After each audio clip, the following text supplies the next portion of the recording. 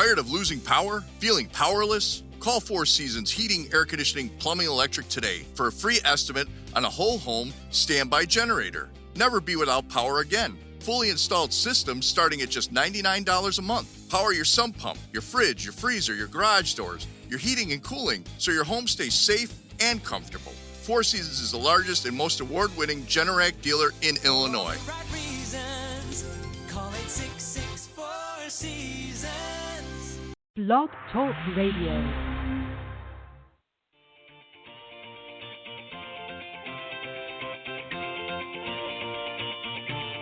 Good morning, everyone. Welcome to the Women of Golf Show. I'm Ted Odorico, and joining me is LPGA professional Cindy Miller, and we are your hosts. We're broadcasting live every Tuesday morning from 9 to 10 a.m. Eastern here on the blogtalkradio.com network, bringing you some of the best golfers, teacher professionals, and entrepreneurs helping to elevate women's golf. We're so glad you decided to join us this morning, so grab your coffee and let's get started.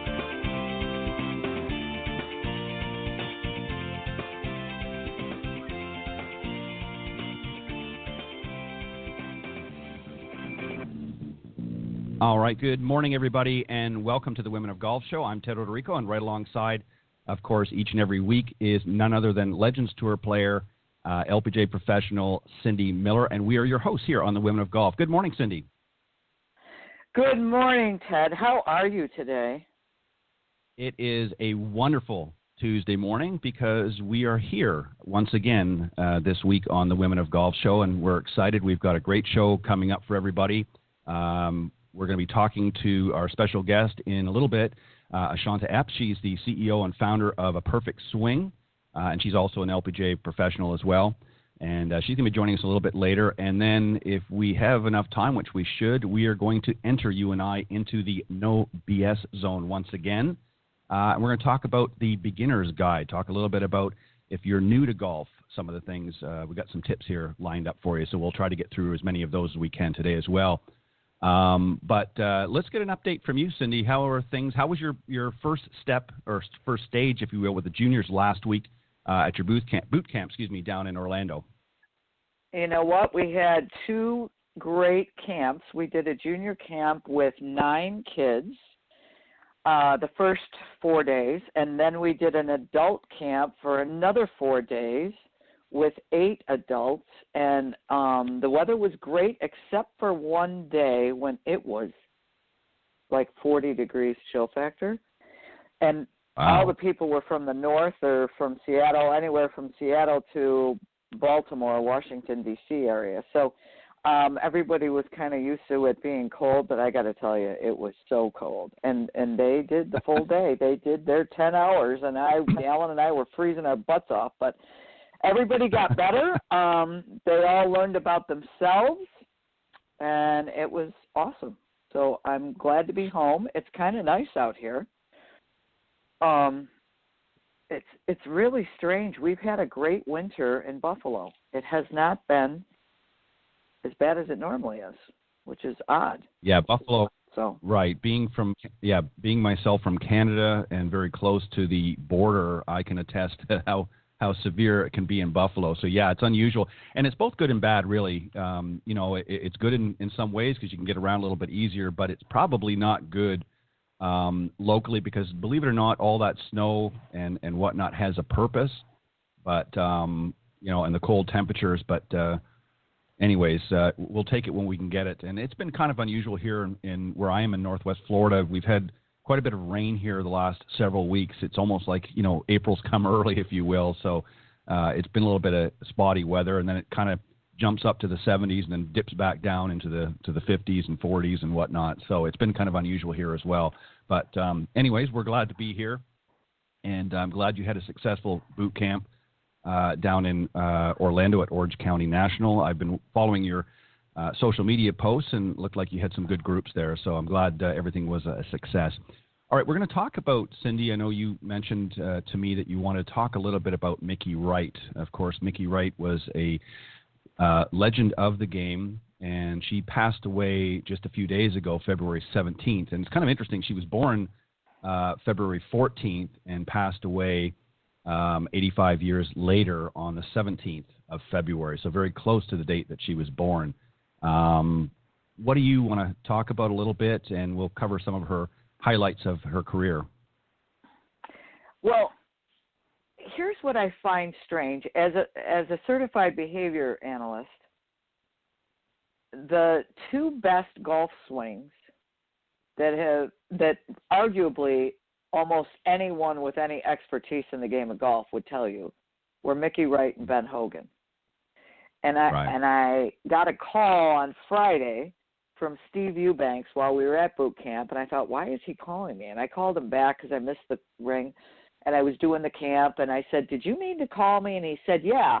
He said, I'm working for the LPGA now. I'm director of content, and he said, we want to keep Mickey's memory alive. And I've got a few quotes from some former players and wondered if you would write this article, and I need it by Sunday. And why was her swing so amazing?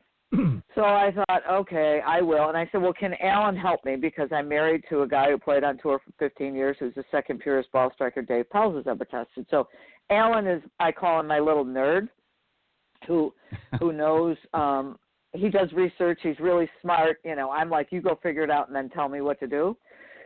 So long story short, we did some comparison, and we used the Huddle Technique app, HUDL, Huddle Golf Technique app. So he found swings. We uploaded the swings, and we looked at the positions that are really important. And that's on the way down. Do they have any lag? Are they delaying the angle of attack? Is the club head behind the hands?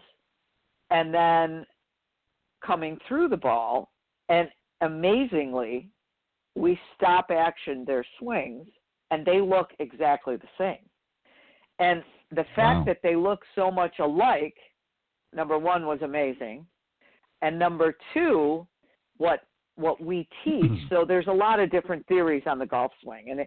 And for our listeners out there, you know, if you've taken golf lessons from lots of different people, you will find that. You will hear one person say, keep your body still, and the other person say, oh, no, you got to move your body. So now you get confused, and there's chaos going on in your brain. You're not sure what you're supposed to do. So now there's no courage to hit the ball, and there's no consistency because there's a cluster going on in your head, right? So and I can't stand that because I was one of those people. Like, wait, what do you want me to do? You want me to do this? Oh, now you want me to do that? Now I'm so confused I don't know what I'm doing. Therefore, you can't hit the ball. When it's really not your swing, it's your mind because you're not committed to a certain task. So simplifying that, if you keep your body still, which Titleist Performance Institute would tell you, then you can definitely stay in position longer, which is going to keep you behind the ball, which is going to make you hit it higher and dead straight and long on purpose. So why would you not do that? So again, you and I don't discuss theory much here, but I just found it so odd that Steve would call and say, will you write this article? And I'm like, oh, really? I got all these people I'm teaching. I don't know if I have time. You know, he texted me Sunday at 4:30. I'm like, I just got done with this camp. Give me a break, pal. I need some time here. So, but we ended up doing it. I'm like, wait, Alan, upload the videos, do this. We wrote the lines. Then Steve texted me yesterday, got off the plane. He's like, I need better pictures. I'm like, now you're really killing me. But it all got done. So if you are listening and you would like a copy of the article, send me an email, cindy@cindymillergolf.com, and I will send you the link to the article with the pictures that will explain exactly what you need to do. Now, let's go back to the behavior style. I find it amazing that both of these people were introverts and shunned the spotlight. So a lot of people don't even know Mickey Wright existed because she quit playing full time when she was 34. And she could have won a lot more tournaments, but didn't because she's like, I've had enough. And it's kind of like Annika, and it's kind of like Lorena, and it's and Suzanne Pedersen, and it's like, okay, I'm done. This is really hard being out there full time. And Alan Miller, Ben Hogan, and Mickey Wright would just as soon practice and look for perfection than go play in a match or in a tournament. Whereas I I don't want to hit balls. I want to go play. So Right. I just find it very odd that the two best golf swings that have ever been created were owned by introverts who shunned the spotlight, who were looking for perfection. Well, So that's and you know, it's interesting that you say that because, you know, when you look at it, it's something different. I'm going to just digress a little bit and go a little bit off in left field, but it's the same thing in acting. You know, if you look at some of the best actors and actresses, most of them, or certainly many of them, were also introverts. And they were able to, once they got on the stage, I mean, I can remember interviews over the years of I mean, there's so many to mention, but a number of actors and actresses that said the very same thing, that, you know, to talk to them in an interview and so forth, certainly they would put their game face on, if you will, but they were very quiet outside of their craft. But once that, you know, the curtain came back, or the camera started rolling, they were able to morph into, you know, a fantastic individual. And I want to point something out, because it's something that you said, you know, she didn't play very long. Here's some interesting stats. She turned professional in 54, joined the LPGA in 55. I'm talking about Mickey again. And she retired in 1969. So 15 years she was out on tour. She had 82 wins on the LPGA tour, including 13 major championships. She had 90 professional wins altogether, so 8 of them were others, and I'm assuming probably overseas, maybe European and whatnot. I didn't actually click to look at it. But so she's had a total of professional wins in 15 years of being a professional golfer, and 13 of them were majors. And here's some of the majors that she had. Some of the names, of course, are different than what they might be today, but she won the 62, 63, and 66 Western Open. The title holders championship she won in 61 and 62. The women's PGA championship she won 58, 60, 61, and 63. So she dominated almost consecutively. The U.S. Women's Open 58, 59, 61, and 64. She was also inducted in 1976 into the World Golf Hall of Fame. She was a money winner on the LPGA Tour. 61, 62, 63, 64, so 4 years in a row, and won the LPGA's VAR trophy in 60, 61, 62, 63, 64 again. Bobby Jones in 2010, and the PGA of America Hall of Fame in 2017. So, I mean, wow, what an accomplishment. And it goes to the point you made. Can you imagine if she had have continued to play beyond the 15 years she did? Right. That's unheard of. Right. And this is coming from, as you pointed out, an introvert. Right. That's what I'm saying. Holy cow. I mean, you know, and it's just it's amazing, and it, you know, and as I said, she passed away just a few days ago on the 17th in her home in Port St. Lucie, Florida. She's originally was born in San Diego, California, so she was a West Coast, but ended up coming to the East Coast, and you know, attended Stanford University.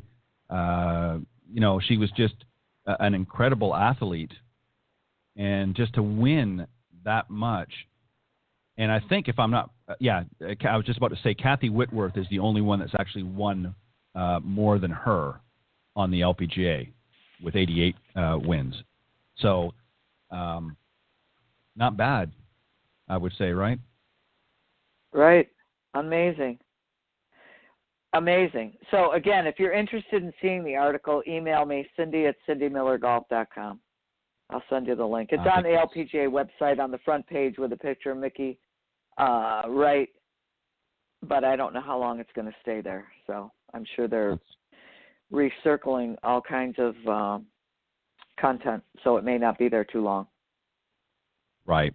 Well, I will definitely take a look at that. I think it's great. Very sad to obviously lose what I would consider to be certainly an ambassador of the game. She went out there and I mean, I can't even wrap my mind around the wins that she had, but to have really a full life like that, and just to do something that obviously that she enjoyed, and just to really dominate. I mean, you know, just some of the stats that I read. I mean, she won back-to-back several different events, including many majors. So she obviously was a dominating force for the time that she was out there. So, in some ways, it was probably good that she did retire, because I'm sure some of the other players out there were kind of saying, well, wait, where's my chance? It's right. tough when you've got a dominant player. It's true. I mean, it was the same thing when Tiger came out. A lot of people sort of pushed that off in the beginning, but then when he started racking up the wins, and Annika was the same way when she came out. I mean, you got to be scratching your head and saying, good God, what do I got to do to win a tournament here? It's hard to, and I'm sure in her day, you don't hear about it as much, but I'm sure in her day, she was an intimidating factor. She was an intimidating player. To win that many tournaments in such a short period of time, she had to have been an intimidating player to play with. If you got into her group, your knees were probably knocking a little bit, and your hands were shaking a little bit, thinking, what do I got to do to mount a charge against Mickey Wright? So absolutely. A legend lost, but not forgotten, and that was a great thing to share, and I'm looking forward to reading the article. As I mentioned, we're going to be joined here in just a few moments by Ashaunta Epps, and I'll tell you a little bit about her, and then when she comes on, Cindy, we'll just bring her on for the sake of time. Ashaunta is the CEO and founder of A Perfect Swing. Their mission is to help individuals use golf as a networking tool to advance in their career. She is also a golf teaching professional with the LPGA. She uses strategic personal brand management. She's established A Perfect Swing as a footprint in the golf and networking arena. She is also an inductee into the African American Golfers Hall of Fame and has been recognized nationally as an outstanding leader in golf by the African American Golfers Digest. She's won countless local and national golf competitions. She took the longest drive and low gross honors in the Black Enterprise Golf and Tennis Challenge 2 years in a row at the PGA National Golf Club in Palm Beach Gardens, Florida. So a very accomplished young lady, and I see that she's ready. So, Cindy, let's welcome Ashaunta Epps. Good morning. Good morning. You know what you forgot to say? And here's the cool part. She's a big deal, and she used to work at Microsoft, and she knows what she's doing, and I can't wait for her to help teach me how to use all these apps. So good morning, dear. Thank you for joining us. Good morning. Thank you for having me.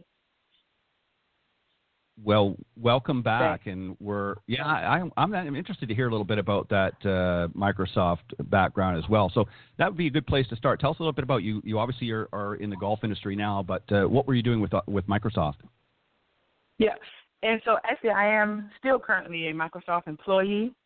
So I work in the IT service management team or modern service management team, and we focus on cybersecurity for Microsoft cloud products, so be it Azure, Office 365, and Cindy is referring to Teams in the Office 365 suite of products. The thing that probably is different for me than, probably, I guess, 95% of the other Ladies Professional Golf Association members is that I started playing golf in the corporate environment for managerial reasons, being a part of the conversation, understanding that there is value in joining the club so that you can hear those conversations about what's going on. And that's how it started. I have a bachelor and a master's in computer science, and IT and technology has been the basis of my life since my career started after college. So, yep. Very good. Cindy, go ahead. So tell us what you do. Again, I'm intrigued by this, that you're multi-talented in so many different ways. Mm-hmm. But tell us what you do with Microsoft now and how you complement that with being an LPGA professional. Absolutely. So the thing that the same reason that I started playing golf, there are tons of other corporate professionals that are looking to play golf because of some of those same reasons, being a part of the conversation, networking with other business professionals, We all know that they say, hey, deals are made on the course. So whether it's sales or getting a new job or finding resources that can help you, that is something that's huge, right?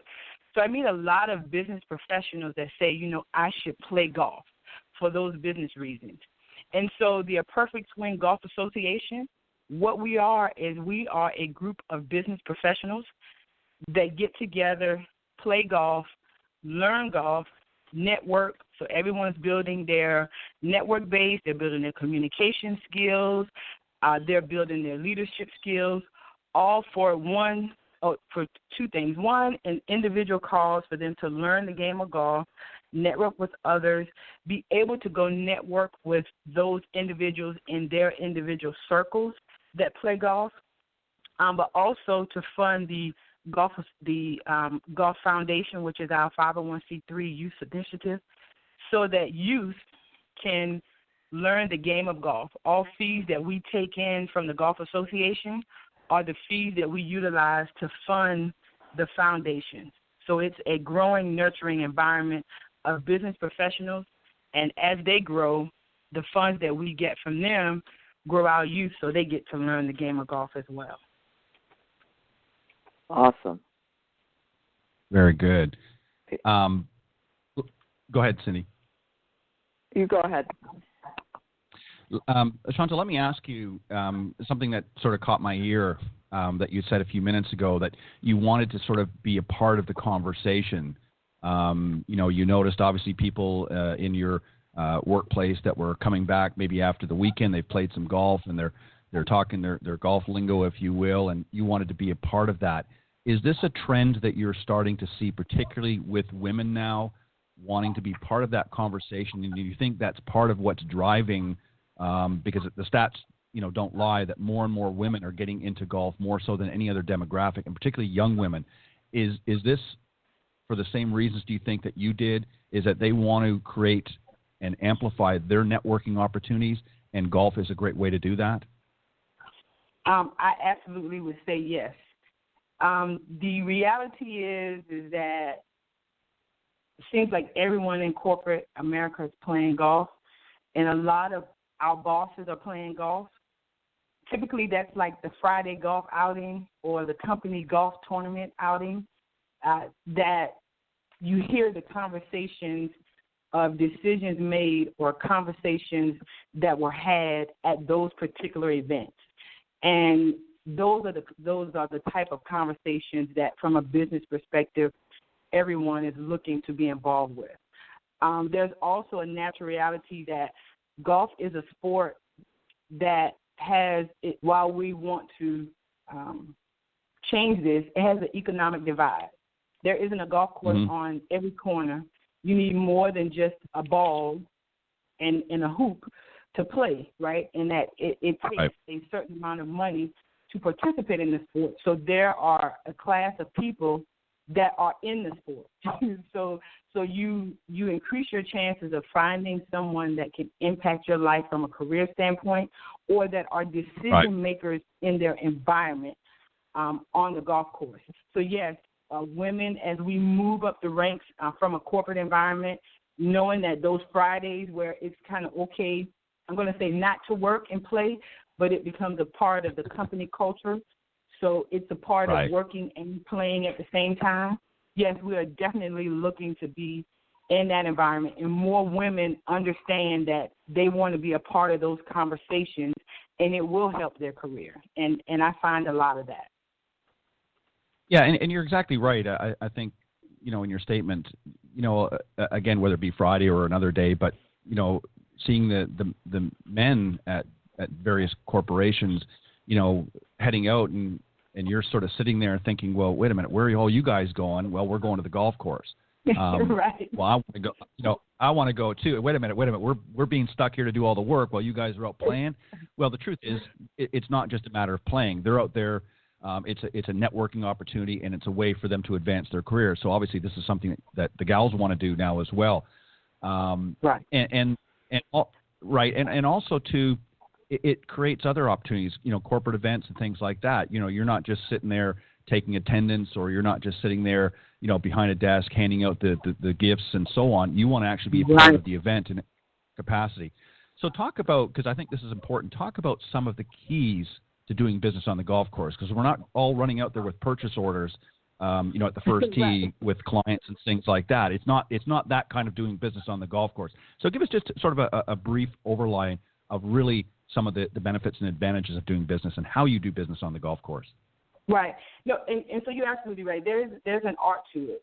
And so real quick, I had someone that actually scheduled to play golf with me once, and they talked business the entire round. And they handed me their resume. I think we were probably on like the fourth hole, and I stuck it in my bag. And it wasn't intentional, but literally I did not look at that information again until they called me 2 weeks later and asked me had I looked at it, because I put it in my golf bag, right?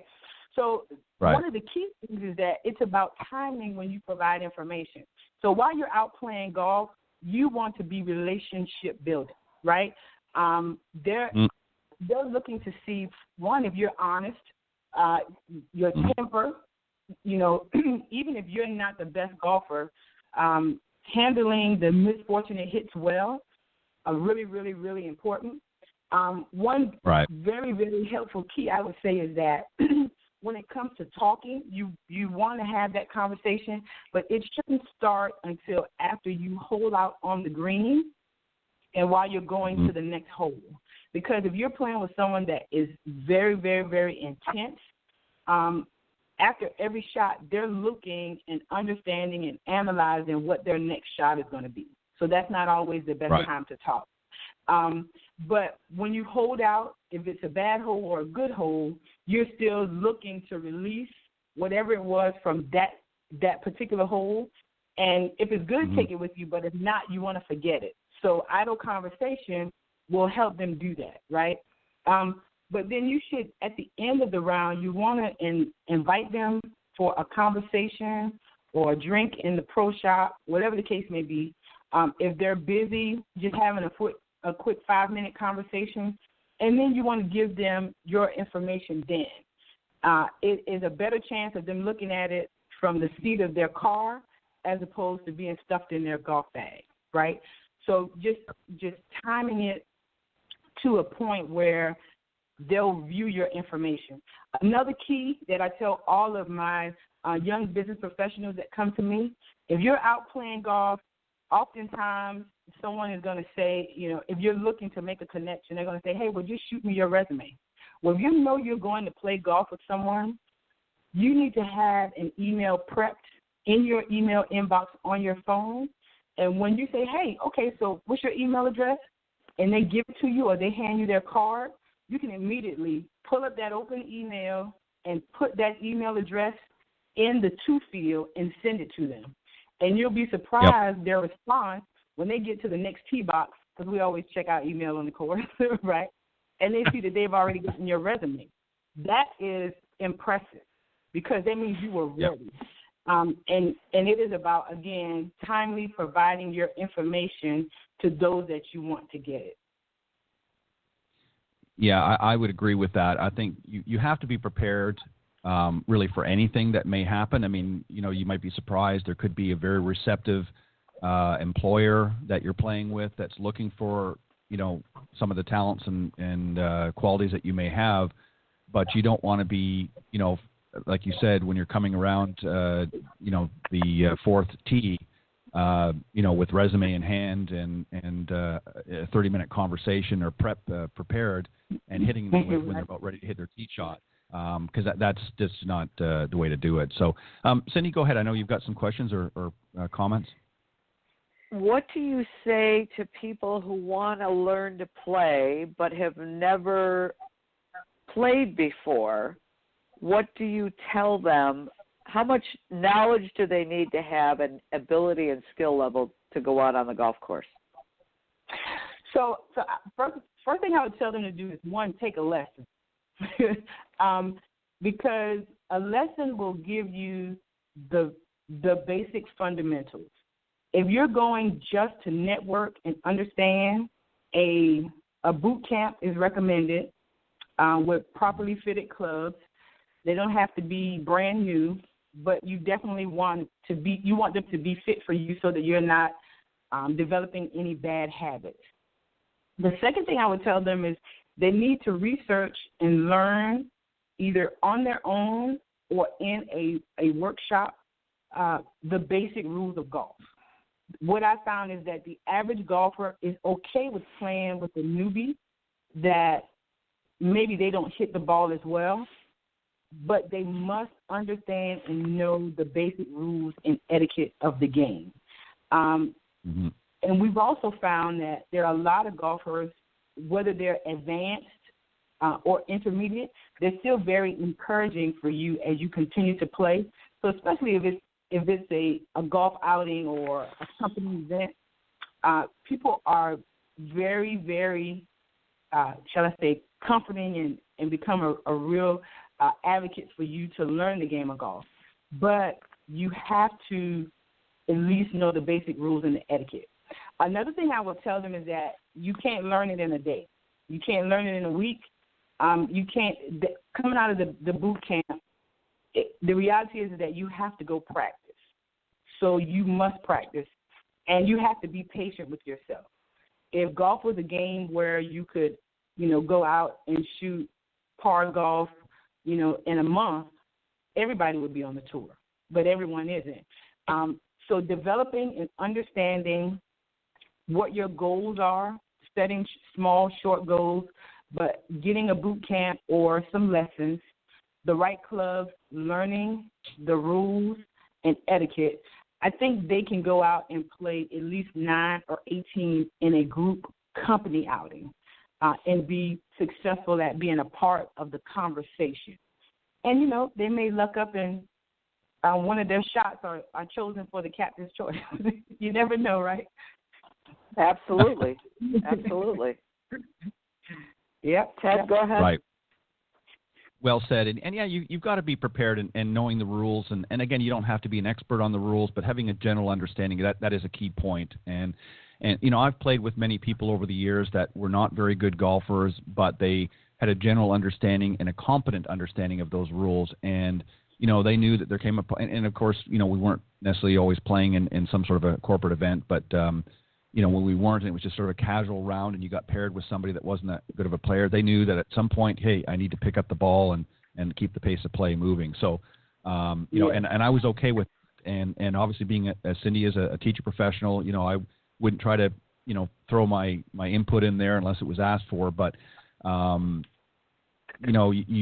you have to be willing to take lessons. And again, it's as you said, if we were all breaking par within a month of taking up the game, we'd all be battling it out on the golf tour right now. So that's the cold, hard reality. And just to add to your point, you've got to practice, but you've got to practice with a purpose. So you got to set yourself, some goals, as you suggest, some short-term and long-term goals of what you want. And I think once you do that, you'll be well on your way. And give it time. Give it some reasonable time. Nothing, as I say, Rome wasn't built in a day. All right, let's move on to really our final two questions. And the first one is, of course, being Black History Month, there were many pioneers in the African American community that contributed to the game of golf. Do you want to talk about maybe a couple of them? Yeah. So there were a lot of great pioneers as it pertains to more blacks being engaged in golf, and we talk about the Charles Silford, Lee Elders, Renee Powell. When I think about me from a professional standpoint, as well as a member of the LPGA, I think about those organizations that cater to those individuals like me. So me starting off in a corporate environment, wanting to learn golf.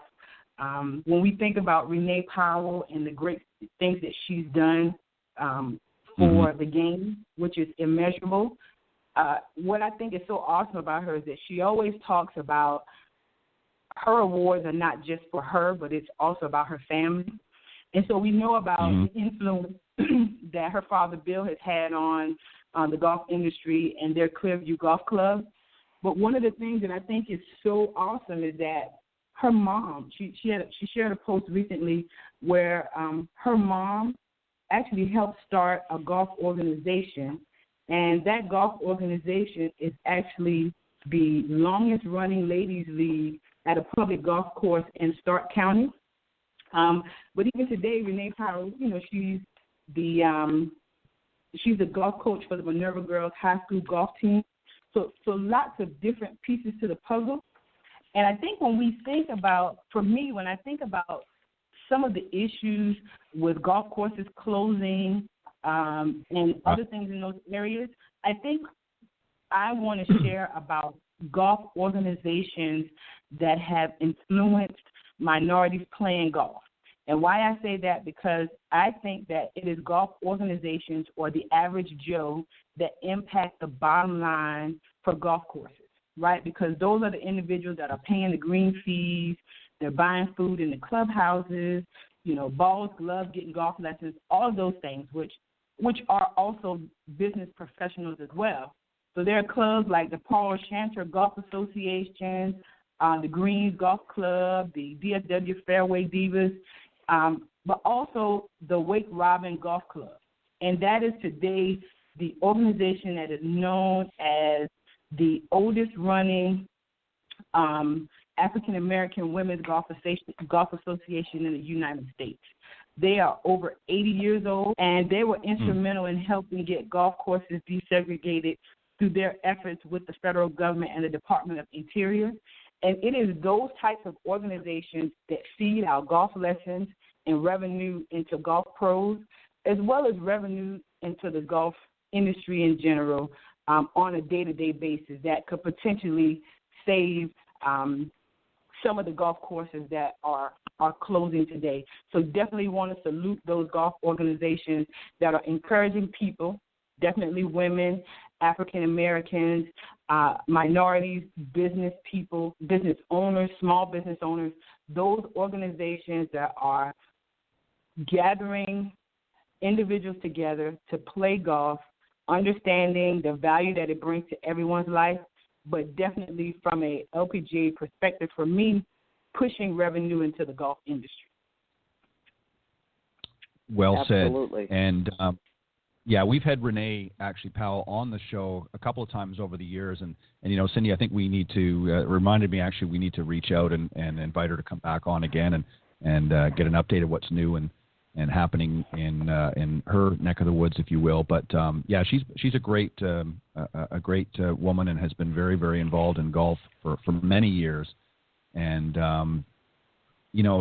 there's others too. I mean, I can think of one particularly. I've had the daughter and niece of Teddy Rhodes, who was another very early contributor, even prior to Lee Elders and that, and his daughter Peggy and of course her daughter Tiffany.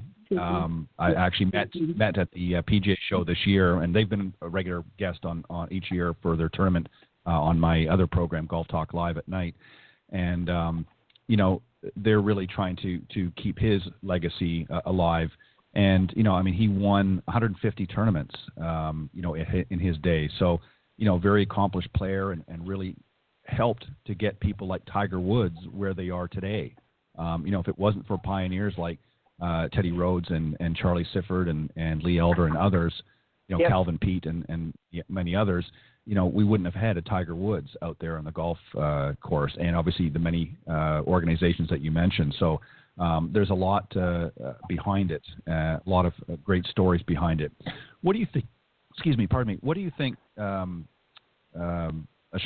that society in general, how can we engage more minorities and get them to the sport? I think the largest, simplest thing that can be done is just to invite them, right? Yeah, how simple. Right. Just make the invite. And invites can be verbal, but they also can be pictorial, right?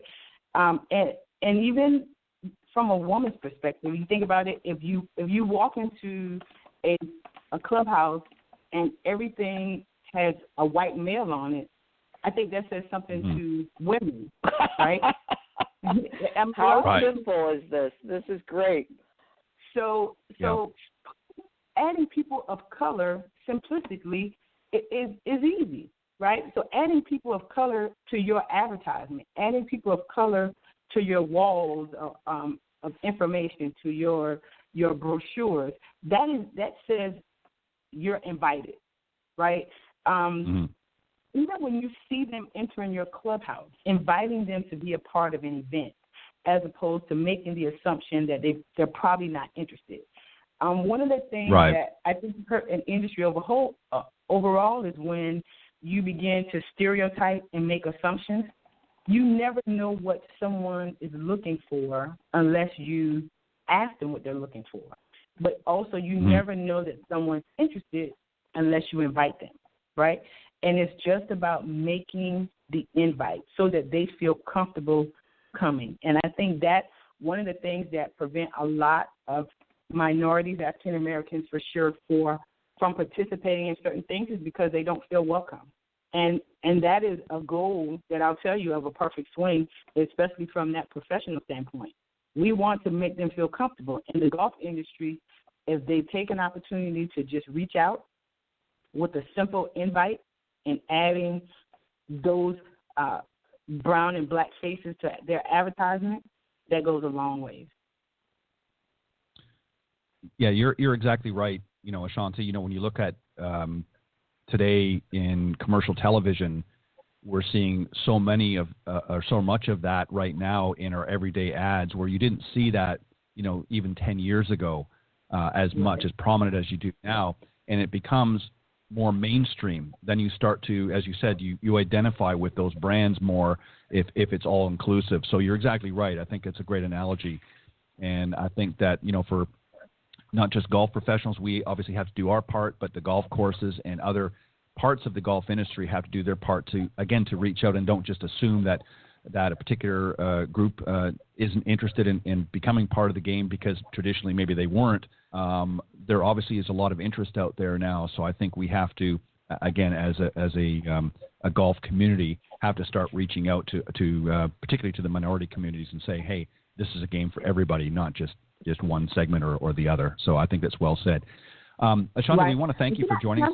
Can I just add one quick thing? Yeah, sure. Go ahead. And it's also, too, about holding others accountable. So if you own a golf facility and you invite minorities into your organization, the reality is that there may be others that don't feel the same way that you do. So taking that stand and holding everyone else that's around or that's involved accountable, that goes a long ways as well. Yeah, you're right. Well said.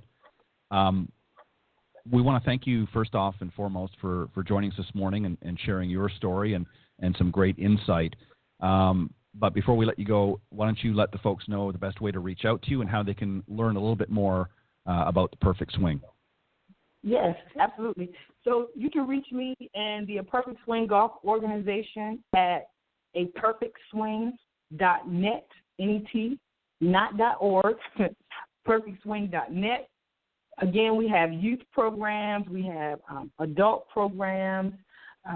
So we look to engage everyone, old, young, all ethnicities. Everyone is invited to be a part of our golf village. That's how we look at ourselves, and we just look to love, enjoy, and learn the game of golf. So we invite everyone to be a part of that as well. Well said. Awesome. Yep. Yeah. Thank you very much, Ashaunta, for coming on and sharing that with us this morning. And you are certainly welcome to come back anytime. And we'll even talk a little bit more about Microsoft when you come on, because there's some things I'm sure I could learn as well as Cindy. So you're welcome to come back and talk about that. And, of course, we've got to mix some golf in there. But thank you very much, and you have a great day and much continued success with the Perfect Swing. Awesome. Thank you both. Appreciate it. Thank you. You're welcome. Have a great day. All right. Thanks. All right. Bye-bye.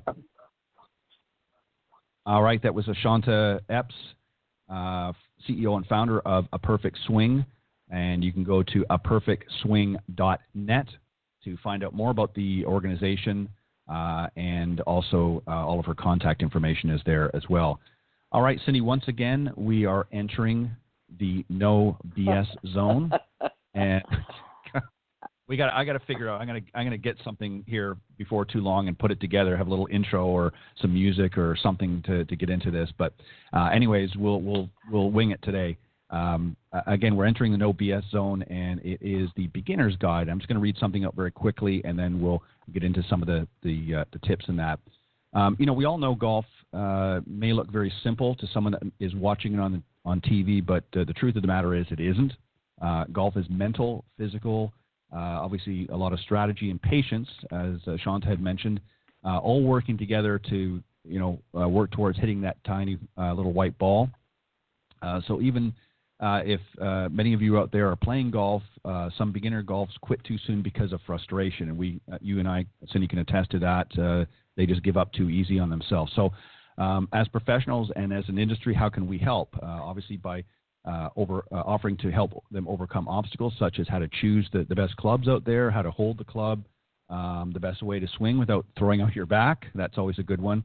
And how to increase your skills and specific instructional lessons. So here's some tips to help you on your way to playing the greatest game on earth. So the first tip I have, and again, they're not in any particular order, Cindy, but I just jotted a few down. And this is one that I've heard you many, many times on the show mention, and that is to ask yourself why. So explain a little bit what you mean by that. Well, again, it is the greatest game on earth, but you have to ask yourself why you're playing, because there will be failure. And if you don't know why you're playing, you may not want to continue, because there's going to be times when you want to give up and quit. So if you're playing because, example, we had a woman come to boot camp in January who the only reason she's playing is because she wants to hang out with her husband. And in the middle of the round, the tears start coming down because she's intimidated. She feels overwhelmed. She's playing with three people, two of which she doesn't really know. She feels like she looks stupid. She's taking too long. She can't get the ball in the air. So it's total overwhelm. Yeah. And what you need to realize is kind of what we just talked about with Ashaunta, is no one really cares how you play. They care how you act. So right. if you understand why, it will help you deal with the adversity more. So it could be, I want to play with my husband. It could be, I want to compete. It could be, I want to get fresh air. It could be, I want exercise. It could be for the personal challenge.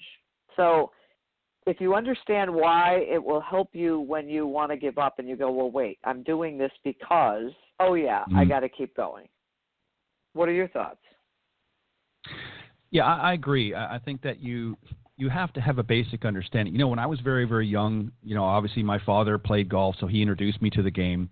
But as I, started to develop and of course I watched golf on TV, and I watched, players like Arnold and Jack. Of course, that was my era, that growing up watching them while they were still in their heyday, if you will. And, I had visions. I've dreamed of battling it out in the Masters with them and that sort of thing. But reality set in at some point, and I knew that was not going to happen for me. And obviously I gravitated more to the teaching side because I wanted people to have fun. But and that's really what it boils down to is, if you're interested in playing and you feel that you've got some juice behind you and you want to play competitive golf, then that's a goal that you need to really focus on. And whether you meet all of the goals or not is not really the point. Set them and decide. Or if you just want to go out, as you suggested, maybe you're a spouse and you want to play with your partner, or maybe they've some friends that play golf, and maybe you and your husband or you and your wife want to join in on some of that fun and be a part of it, then that's a great thing as well. And don't take it so seriously. You obviously have to focus and you have to pay attention to what you're doing, and you have to work at it. But, if you hit or whiff a few bad shots, laugh about it. Don't be afraid to laugh at yourself. God only knows we've all hit bad shots, and even the best players in the world will tell you they've hit some pretty bad shots, and I mean some pretty bad ones. You don't even see them 90% of the time on TV, but they've hit bad shots. But that's what you learn from. So asking that important question, why you want to play there, and once you understand the why, then the rest of it starts to become a little bit easier, because now you've got a direction to focus on. The second tip is and I think this is extremely important. We've talked about it many times, and Ashaunta mentioned it, Cindy, and that is to seek out a professional in your area. So, there's many, in most demographics now, there's many golf professionals out there. You want to arrange a time to meet with them, have some questions already prepared, ask them about their credentials, what they've done, are they certified, so on and so forth, and how they can help you get started. Those are just some of the questions that you want to put together, and there's many more as well, but you want to get an idea and meet with them and find out really one of two things. Are they somebody that you get along with? Because that's important, right, Cindy? I mean, you've got to be able to have a rapport and be able to communicate, and you want to ensure that they're listening to you and not just, going through a checklist. So what are your thoughts there about connecting with a professional? Well, I think you should snoop them out online and see if they're qualified, if they've been through any training, and I think I would watch them possibly give a lesson. I would go interview them. I would get as much information as possible. What you need to know, again, there's 4 behavior styles, and high Ds are typically competitive and aggressive and don't want to practice a lot, and they want to learn quickly, always in a hurry. High Is want to have fun. So you might want, if you're a high I and you want to have a good time, you might want to find an instructor who's fun. High S's are steady and quiet, and they're going to want someone that talks a little slower to make sure you understand what you're supposed to be doing. And high C's are detail-oriented and going to ask a million questions. So you have to stop and say, okay, I might be a high I, and I talk a lot, and I hate focusing, and I don't like direction, but you might need an instructor who's a high C, which is the opposite behavior style as you, to make sure that you understand everything you need to do. On the other hand, that high C might drive you crazy. So you got to stop and say, okay, this is what I want to do. Who's the best instructor for me, even though I may not be like that person? So I was attracted to my husband because he was so shy and quiet and had the perfect golf swing, and I knew he was really smart. So I thought, ask this guy to marry you so you can get free lessons for life. Right. Well, exactly. Which is what I did. Now, sometimes does he drive me nuts? Absolutely. But I know he's right. So if I had an instructor like me, we might drive each other crazy. Yeah, I think I would agree with that. Yeah, you have to have a balance in anything in life, and you're exactly right. If you're somewhat of an introvert, you don't want to be matched up with somebody that's an introvert. And I mean, obviously most people in golf are not, but there are some teaching professionals that are. I mean, I've had some on the shows over the years that are very, very quiet, and you've got to really dig to get answers out of them, and they're shy. Now they're very smart at what they do, but they're not loud talkers. They're very, very, very quiet in their approach. And, so you again, sometimes that opposite can work to your advantage. Sometimes it can work to a disadvantage. Another thing as well, and this is something we touched on in our conversation with Ashaunta, and that is this is the tip 3, if you will, create some realistic goals for yourself. And this is something, once you've selected your instructor, get them to help you work out, to set some realistic ones based on your current skill level. They're going to obviously test you a little bit and see where you're at, and you want to set some realistic goals and a pattern, if you will, of things to work on. What are your thoughts there? Say it a different way. Give me the question again. Well, you want to create, as a player, regardless of whether you're competitive or not, you want to have some realistic goals for yourself. And that's something that you're, because most people, if they're new to the game, they don't know what to put together. So they're thinking, well, I want to shoot, 80 in 2 weeks. Well, that's not realistic if you're somebody just taking up the game, if your skill level is not high. So this is something that your coach or your instructor, once you've chosen them, can help you put together a game plan, if you will. Yeah, and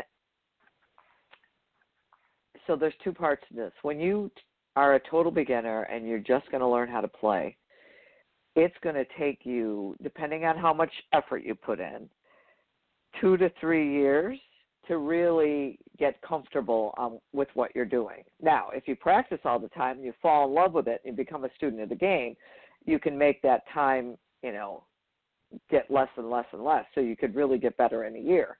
But what I would tell people, and this is after 2 weeks of boot camps, you know what? If you can learn to hit it clean, airborne, and somewhat straight on purpose, even if you have to use a tee in the middle of the fairway on the golf course, that would be the number one goal that you need to try to accomplish. Don't take big, huge swings and try to hit drivers really straight. If you can't hit it 50 yards in the air straight on purpose, start there. It will simplify everything and make the rest of your game much easier. Yeah, I agree wholeheartedly. I'm going to sort of blow past this next tip because I don't think we need to spend a lot of time because I want to try and get the other ones, and I think they're a little bit more important. But there's going to come a point in time, tip number 4, when you're ready to purchase some equipment. You might have an old hand-me-down set that can be adjusted or whatnot. And that's okay to start with until you're really committed and sure that you want to pursue this game.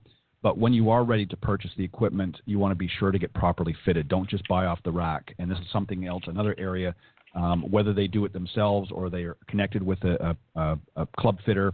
This is something your professional can help you with here. So that's important, and Ashaunta also mentioned that as well, is to make sure you're properly fitted. So I think we would both agree on that because, all clubs are not created equal. So the fifth tip, it goes back to a point you made just a few moments ago, and that is give it time. Golf is not an easy game, but can be fun if you stay focused and are willing to commit. So talk a little bit about that. Again, we talked about that. Stay focused. What are you working on? And I would tell you that if we were going to the PGA Tour event this week or the LPGA Tour event this week, and we had a microphone in our hand with a camera guy and said, hey, we're from the Golf Channel, we want to know what you're working on. We could walk up to every PGA or LPGA Tour player in the event that week, and they would have an answer. So everyone is working on something. So you need to know what you're working on and keep it simple. Right. And that goes back to tip 3. When you've got some goals and there's specific goals, whether it be on the practice tee or out on the golf course, those are things that your coach or your instructor is going to help you work on and prepare. So that could be part of your answer. This one I know is going to sound a little scary to some people listening, but do your homework. Your coach or instructor is going to give you, this is tip 6, by the way, will give you specific drills or things to work on. Make the time to do just that, especially if you want to see results. Cindy, how many times have we worked with students and, we say this week, okay, here's some things we're going to work on. And then the next time they come to see us, maybe in a couple of weeks, well, I didn't get out to the range. I didn't work on that. I didn't work on this. I didn't have time for that, this, that, and the other. And it's like starting back, from ground zero. That's something we see often, unfortunately. Yeah, it's going to be a waste of your time and energy if you don't work on what you just learned. So, right. And money. So if you're not willing to practice what you just learned, then don't go in for the next lesson. Right. And it's better, don't be afraid if you've got a lesson scheduled. Don't be afraid to reach out to your pro and say, look, my work schedule or home schedule, whatever the case may be, has really been hectic this week. I can't, I haven't had a chance to get out and work on some of the things we did last week or the previous week. Let's push it back one more week. My schedule is a little clearer this week. I can get out and work on some of these things because you're right. You're wasting money. And I'll be quite honest. I'll be blunt. You're wasting my time as a professional if you're coming unprepared. Because if I've got to repeat last week or the previous week's lesson entirely over again and work on those same drills, then we might touch on them a little bit in the beginning of the lesson, but I don't want to have to repeat, another hour of the previous lesson just to get you refocused again. So, do your homework. If you're really wanting to become better at this game and see the results, then you've got to do just that. And if you're not prepared to do that, then you're never going to get better. And the last one, Cindy, tip 7, and I know there's many more that we could add, but is practice and play with purpose. Set yourself a goal for that day. It doesn't necessarily have to be shooting a specific score. It might be, something as simple as I'm going to really focus on just swing with some rhythm today. I'm not going to, I'm not getting a lot of thoughts in my head. I just want to get out there and I just want to swing smooth and easy. Whatever may be something that you guys have been working on with a student, you're going to give them a thought, if you will, and that's what they're going to focus on, and just go out there and have fun. What are your thoughts? Absolutely. Just have one small mission for the day and go have fun and enjoy yourself. It's a game. It needs to be played. Right, and don't worry about it. Don't worry, after the third or fourth hole, if you've had a few bad holes, don't sit there and let the wheels fall off the bus and beat up yourself for the next, 14 or 13 or whatever the case is holes, and then, not enjoy the day. Those are things that you can focus on after the round. You can then review what's going on, and those are things that you can make some notes along the way and take to your next session with your coach or instructor and say, here's what happened last weekend when I was playing in a round with some friends or what have you. Let's talk about that. So save those for a discussion with your coach. But in the meantime, just go out and have fun and practice with a purpose. Get out there and don't just rake and hit balls on the practice tee. And don't get out in the golf course and just, after 2 or 3 holes because you're not hitting it pure, say to yourself, well, this round's blown, so I'm just going to give up. Because if that were the case, every professional out in the LPGA and PGA Tour would never win a tournament. So I think those are some good starts to beginners out there. I hope that we helped you a little bit. Any final closing thoughts, Cindy? Nope, covered it all. I think we did. All right. Thank you again, everybody, for tuning in. Thanks again to our special guest, Ashaunta Epps, CEO, founder of A Perfect Swing. Go to aperfectswing.net, which is her website, and you'll get all of her contact information there and find out a little bit more about the organization. And on behalf of Cindy Miller and I, thank you, everybody, for joining and listening to the Women of Golf. We will see you next week here. And actually, one quick note, next week, Mike Nichols, the Chief Business Officer of the Symetra Tour, is going to be joining us to start off another great season on the Symetra Tour. We're really, really excited. He's going to do the kickoff next week, and then we're going to start having our winners coming on the weeks to follow. So we're really excited about getting a new season started there. So make sure you tune in next week here on the Women of Golf. God bless everybody. Thanks, Cindy. Thanks, Ted. Bye-bye.